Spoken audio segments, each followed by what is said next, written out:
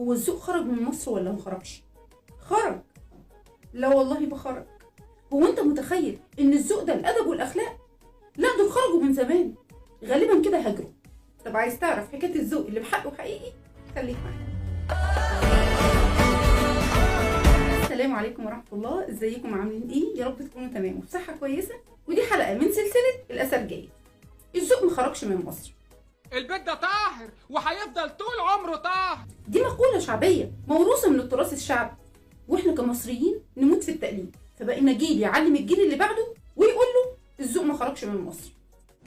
لا واثقه من نفسيها، مش واخد بالها كده. والناس فاكره وقتها ان الذوق ده الادب والاخلاق. لا يا سيدي والله ما هم. وعشان ابقى دقيقه معاكم في قصه النهارده اللي بطلها سيدي الذوق. الحكايه بدات سنه 763 وبطلها واحد اسمه حسن جه مصر من المغرب. طول عمرها مصر مرحبا بالضيوف. شايف ياض البودي بيلدينج؟ بودي بيلدينج؟ ده انا كنت فاكره مصري زينا. جه حسن علشان يتاجر في مصر، وكمان بالمره كده يدرس في الازهر، فقعد يدور على مكان يكون قريب من الازهر وكمان من تجارته، او على الاقل يوفر مواصلات. فما لقاش احسن من شارع المعز. وكان حسن مشهور جدا جدا وسط الناس، وتعرف عنه الحكمه والقوه والشجاعه والامانه والذوق. وهنا بقى مربط الفرس، واللي معروف طبعا عننا كمصريين ان احنا ما ينفعش ننادي واحد كده باسمه، لازم نعلمه. والموضوع ده مش قديم، ده بالعكس ده عايش معانا لحد النهارده. زي ما بنسجل كده الارقام على الموبايل، هتلاقيها مثلا متسجله رانيا البنت اللي مش طايقاها، الواد اللي كان واقف جنب بتاع الفراخ على الناصيه، سلوا بلدنا كده. والحمد لله ان احنا قادرين نحافظ على الموروث ده لحد النهارده. المهم بقى نرجع لحكايتنا. راحوا سموه حسن الذوق، مع ان كان اسهل لهم مثلا يسموه حسن المغربي.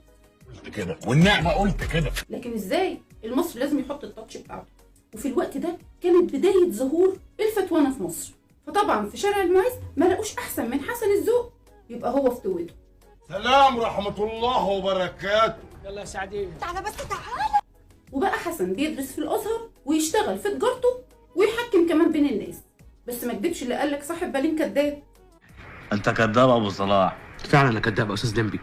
في مره من المرات قامت عركه كبيره قوي، وما كانتش عركه عاديه، دي عركه بين فتوات الاحياء الشعبيه. في حاجه يا اما؟ العيال دي غلطوا فيا.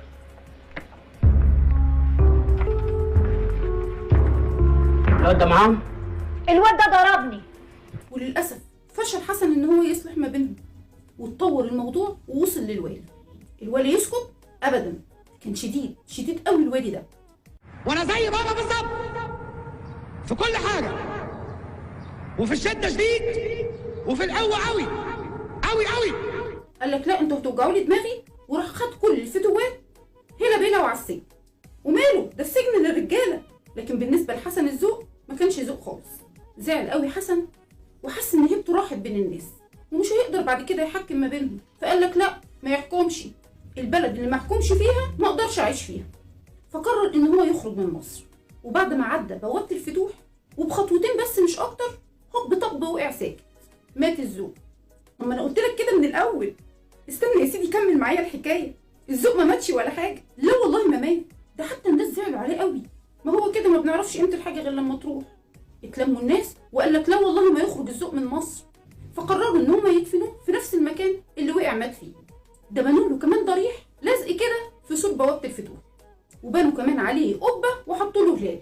جميل شعب مصر متمسك بالذوق لاخر لحظه. لا وكمان عمل له قبه وهلال، وبقى اسم الذوق ده ما بيتقالش غير في الخناقات. والله زي ما بقول لك كده، اول ما العركه تبتدي يقول لك يا جماعه صلوا على النبي، ده الذوق ما خرجش من مصر، مع انه فعليا خرج بره السوق.